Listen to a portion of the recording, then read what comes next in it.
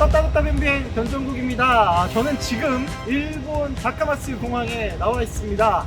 오늘 변비행에서는 다카마츠에 대한 깨알 정보와 함께 다카마츠에 녹아있는 감동적인 이야기, 어디서도 들을 수 없는 이야기 전해드리도록 하겠습니다. 날씨는 덥지만 어김없이 변비행은 이륙합니다.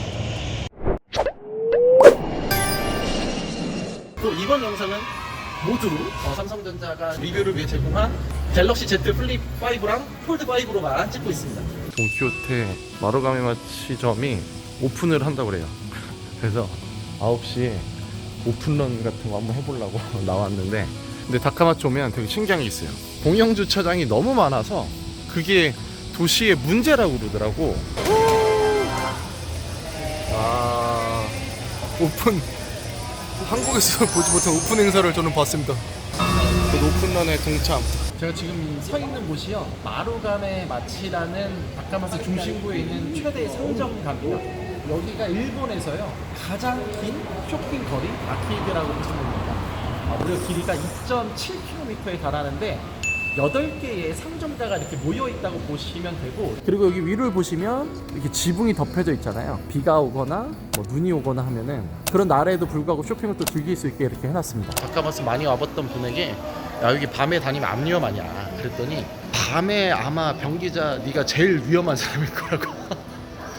저는 정가 없습니다. 맞죠. 여기 거리가 이제 자전거들이 많이 다니는데요. 근데 또 보면은 스케이트보드나 뭐 이런 킥보드 같은 것도 못 들어오게 해놔가지고 의외로 되게 안정적이에요. 가족 단위로 여행 오시는 분들이 안전하게 또 그렇게 즐길 수 있는 그런 거리가 될 것 같습니다. 다카마츠가 정말 에어서울과 관계가 너무 좋은데, 그것을 마치 상징하듯이 에어서울 광고 현수막이 이렇게 길거리 한복판에 엄청 크네. 에어서울이 보도자료를 냈어요. 추석 연휴 때는 이게 데일리가 아니라 투데일리입니다. 하루에 2편씩 운항을 늘린다는 발표를 했습니다. 제가 오늘 우동 택시라는 거를 한번 신청을 해봤는데요. 색깔도 너무 예쁘잖아요. 그리고 저기 위에를 보면은 우동이라고 써 있어서 대번에 알아봅니다.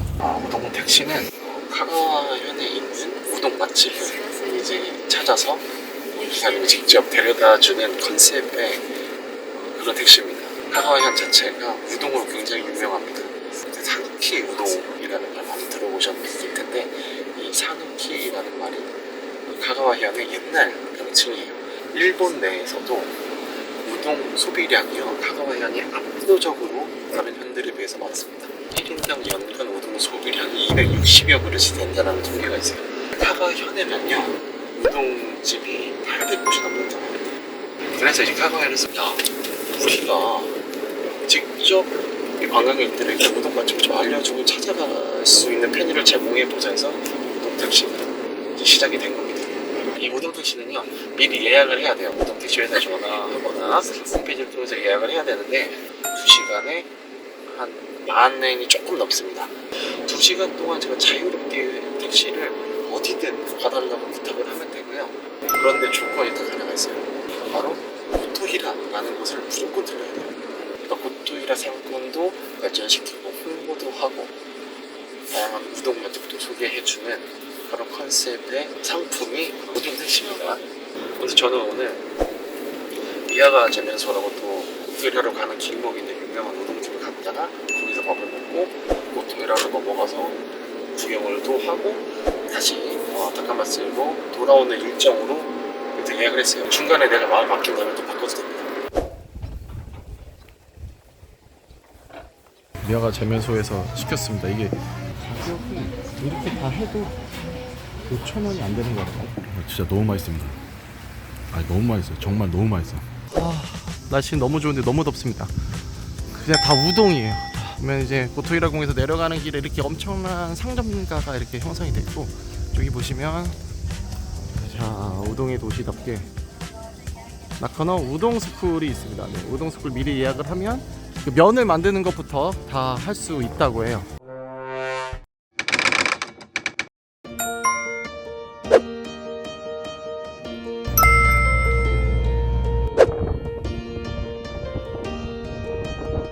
다카마츠의 대표적인 캐릭터가 포켓몬에 있는 야돈입니다. 야돈. 그래서 야돈이 그려져 있는 올리브 라인 배가 보이고 옆에 이렇게 너무 멋있는 조형물이 있죠. 태양의 선물이라는 작품인데 이게 이제 2013년에 우리나라에 있는 최정화 작가가 이렇게 만들었다고 합니다. 이게 올리브 선물로 되게 유명하다고 그랬잖아요. 이 나무 보세요. 곳곳이 그냥 올리브 나무예요. 그냥 보이시면 동그랗고. 근데 쇼도시마는 제가 보니까 자전거나 이 모빌리티가 좀 잘 돼 있는데 버스나 이런 교통수단을 미리 좀 잘 예약을 하고 와야 될 것 같고요. 렌트를 하는 게 제일 좋을 것 같아요. 따돌한 피존 또 가스.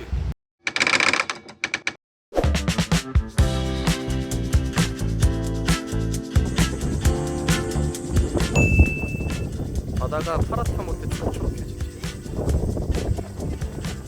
자, 나오시마 얘기를 조금 하면 나오시마는 사실 이제 재련소로 생활을 이어나가던 그런 섬이었습니다. 1992년부터 뭔가 예술의 바람이 이렇게 불기 시작을 하죠. 결정적으로 이제 나오시마 프로젝트라는 것이 시작이 되는데 후쿠다케 소이치로라는 분이 있습니다. 총 지휘자였습니다. 일종의 프로젝트를 지휘하시는 분이었는데 나오시마를 떠올리면 가장 먼저 떠오르는 인물이 이제 건축가인 난도 다다오, 그 다음에 호박 모양 설치 미술가로 유명한 쿠사마 야요이, 그 다음에 이제 한국에 있는 이우한 작가도 여기 뮤지엄이 있습니다. 뭐 이런 이제 예술의 거장들이 생각이 날 텐데 사실 그 후쿠다케 회장의 역할이 굉장히 지대했다라고 보는 부분이 뭐냐면 정말 돈도 이분은 많았고 인맥도 엄청나게 많았고 무엇보다 중요한 게 이 예술에 대한 철학이 엄청나게 깊었던 분입니다. 그 시면에 깔려있는 어떤 예술적인 그런 철학이 승화가 된 결과물이 나오시마입니다. 나오시마 프로젝트가 성공할 수 있었던 또 이유 중에 하나가 뭐냐면 여기에 있는 주민들이 다 참여를 합니다. 그냥 마을 하나하나가 다 자기 집을 너무나도 아름답고 예쁘게 꾸며놨어요. 그게 정말 주민들 모두가 예술 작가라는 말이 과언이 아닐 정도로 이분들이 어떤 성품에는 또 예술의 발전이 있을 수밖에 없게 한 또 요인이 깔려있지 않았을까라는 또 생각을 해봅니다. 다카마스는 교류라는 걸 생각하게 하는 도시였습니다. 임란 이후에 스시마선 번주는 조선과의 교류를 다시 해야 한다고 주장했는데요. 조선으로부터 곡물 등의 도움을 받고 있던 스시마선 번주에게는 조선과의 교류가 필수였죠. 그렇게 탄생한 것이 조선 통신사였습니다. 물론 조선과 일본 내에서도 교류를 반대하는 목소리가 강했습니다. 그런데 누군가에게는 교류란 필수였던 겁니다. 다카마스도 한국에 상당한 애정을 표하고 있는 도시입니다.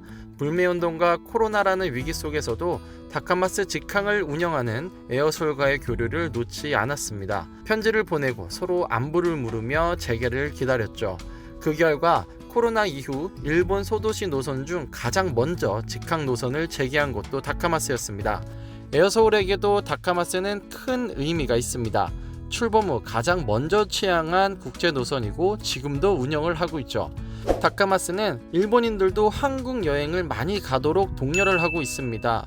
곳곳에 에어서울 광고를 달고 한국으로 가는 일본인들에게 여권 발급 비용을 지원하고요. 고속도로 통행료, 주차료 등을 지원하기도 했죠. 다카마스가 있는 카가와현 자체가 한국인 관광객들에게 상당히 의존을 하고 있기 때문이기도 합니다. 카가와현은 시코쿠 지역에 있는 현이고 시코쿠는 세토 나이카이라는 해협을 끼고 있습니다. 이 세토 나이카이는 조선 통신사가 부산을 출발해서 오사카를 가기 위해 반드시 지나야만 했던 바다죠. 지금 보고 계신 이 바다가 바로 세토 나이카이였습니다. 400여 년 전 이 바다를 통해 조선 통신사가 교류를 시작했고 400여 년이 지난 같은 바다에서 우리는 일본 여행을 하고 있습니다. 조선 통신사의 의미를 만나보고 역사적인 의미를 느껴본 것도 이번 여행의 수확이 아닐까 합니다.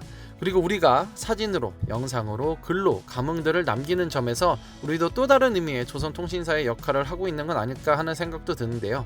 에어서울의 다카마스 노선이 오래오래 이어져서 다양한 이야기들이 계속 만들어지는 주춧돌이 되길 바랍니다. 다카마스 공항인데요. 야돈 캐릭터 상품이 많고 우동과 사케, 각종 예술품들도 팝니다.